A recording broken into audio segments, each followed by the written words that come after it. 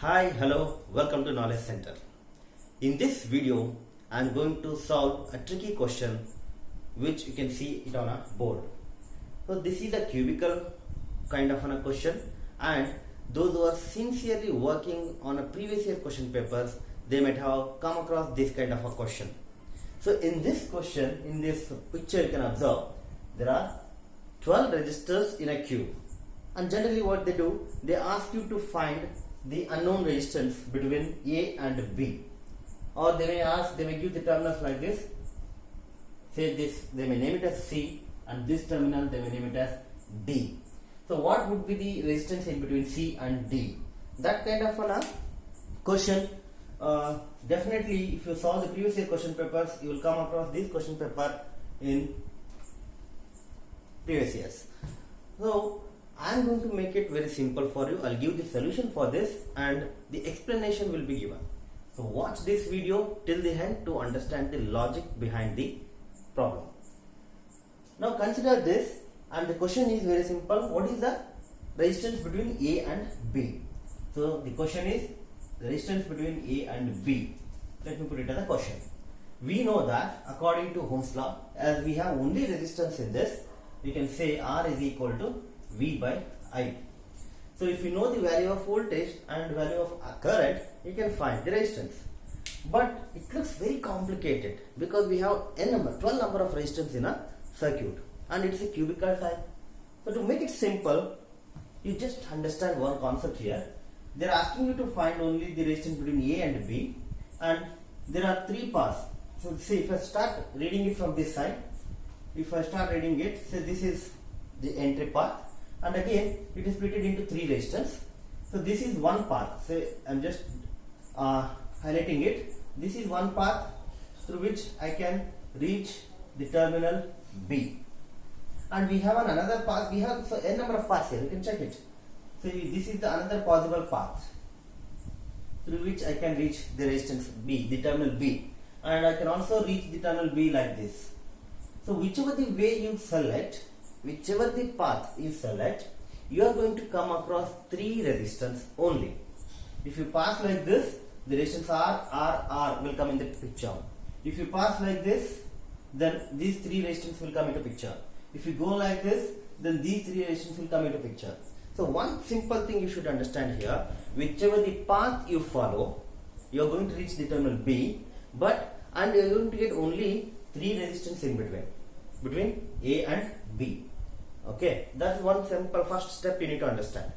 So here you have to make a decision that which path you are going to use to find the total resistance over there. So let me take this one, this path.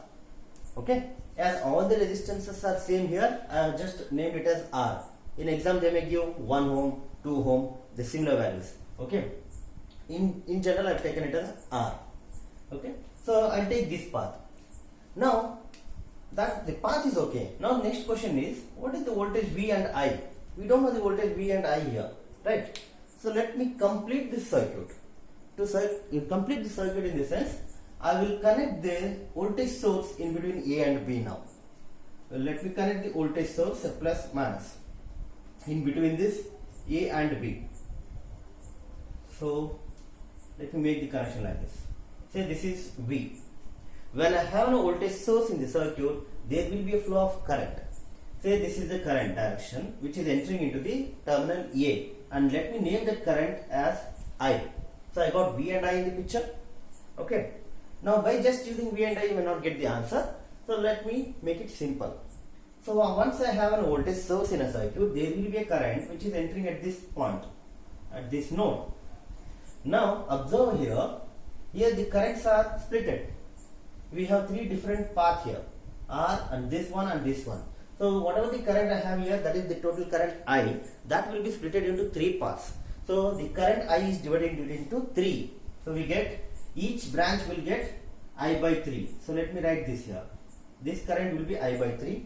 Even this branch will also get I by 3, and this branch will also get I by 3. As I am following this path, I will just concentrate the current in branches where I have the resistances here. So I got the current in this resistance, that is I by 3. Now, whatever the current I have here, this will flow like this and it is going to come here. It is going to reach this node at this point. And whatever the current Y by 3 I have here, that is going to come here and that is going to reach like this. Okay, so put the current direction first. Complete the current direction. This is how the current will flow. Here this is the current entering. Here it is splitted. Then this is the current enter here.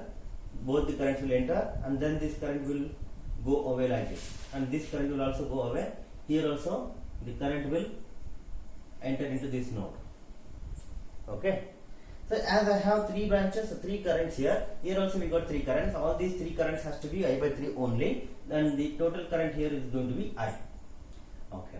So now we got I by 3, and let's see what is the current in this branch now. Here I by 3, the current I by 3 has to be splitted into 2 parts here. So the current I by 3 has to be splitted into 2 parts. So let me take this branch as like this, direction as upward, so that it will be simple to understand. Okay. So I will split it like this. Now the current is going to be divided into 2 parts because we have 2 branches over there. So that I by 3 current, if I divide it by 2, it is going to be like this, I by 3 into 1 by 2. So it will be I by 6. So we get current I by 6 here and I by 6 in this branch. So here in the resistance R, I got I by 6. And let's see what is the current in this branch now. So here we got I by 6. Okay. And what is the current here? If you understand this current, then I can identify what is the current we have in this branch. To find this current, again you look into this branch. Here we have I by 3. Then I by 3 will be split into 2. Again this is going to be I by 6. So here we get I by 6. So I by 6 plus I by 6, because both are joining here and added towards this node. Okay. So I by 6, if we add these two, we get I by 3. So again this current is going to be I by 3. So here we get I by 3. Finally even this branch is going to be I by 3. This will be I by 3. The total current is I. So the entering current is I and the leaving current is also has to be same, I. And now look at only this loop. You have to look at the one path. Don't worry about the other paths. Other paths are used just to have to put a directions. Okay. And you may have a confusion at this point. I have reversed this direction only to make it simple. Okay. Read it like this only. Right. So then now apply KVL for this closed loop. This is a closed loop. Let me apply the KVL for this. So when I apply the KVL like this, it's moving minus to positive. So it's moving towards positive. So I can say plus V. Okay. And it's in the same direction. So minus, you can write it as I by 3 into R, this branch. And then again it is flowing in this direction. So minus I by 6, this is the current, into R. And this is the branch we have, minus I by 3 into R. And then we have return back to the source. So this is equal to 0. Now once you simplify this, we get V equal to, so let me take all this to the RHS side, then we get it as IR, I will take it as common. IR, I will take it as common, and this will be 1 by 3 plus 1 by 6 plus 1 by 3. This has become positive because we have taken this into RHS side. And then now when you take an LCM here, V equal to I into R. If you take an LCM, we can write it like this. You can take 12 as an LCM here. 3 4s are, so 4 plus 6 2s are, so 1 into 2, 2 plus 4. This would be the answer. Here we get it as 4 plus 4, 8 and 10. So 10 by 12. 10 by 12 in this sense, we can say 2 5 and 2 6 are. So you can say it as 5 by 6 into IR. That is equal to V. But what is my intention? I want to find what is that R. Okay. So what is that RAB? This is what my intention is too. So the voltage between the resistance, total resistance will be RAB is equal to V by I. So here what I can do is V by I can get V by I here. Therefore we can say, I'll write it here. Therefore V by I means I'll take I to the LHS side will be equal to 5 by 6 into R. What is that V by I? V by I is nothing but RAB, the total resistance between these two. So therefore RAB is equal to 5 by 6 times of the individual resistance. So this will be the option. So in option they give like this 5 by 6 by into R, 6 by 5 into R, or 12 into R like that. Okay.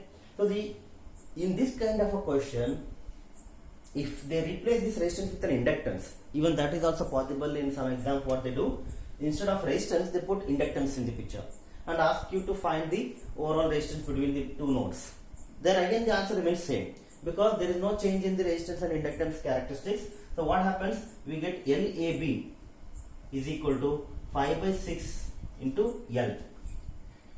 But if all the resistances are replaced by capacitors, if I have 12 capacitors in the picture and asked to find the overall capacitance, then the CAB overall capacitor will be 6 by 5. That is the inverse of it. That is one shortcut I am telling you. This is the inverse. When you take the capacitor, then it is opposite, mean inverse to the resistance and inductance concept. So this is how the answer has to be obtained for the given question. I hope this is clear for you guys. So in next video, I am going to come up with a new kind of a question which is bit typical and generally asked in the exams. If it is clear and if you are enjoying this, don't forget to subscribe to my channel there. Thank you.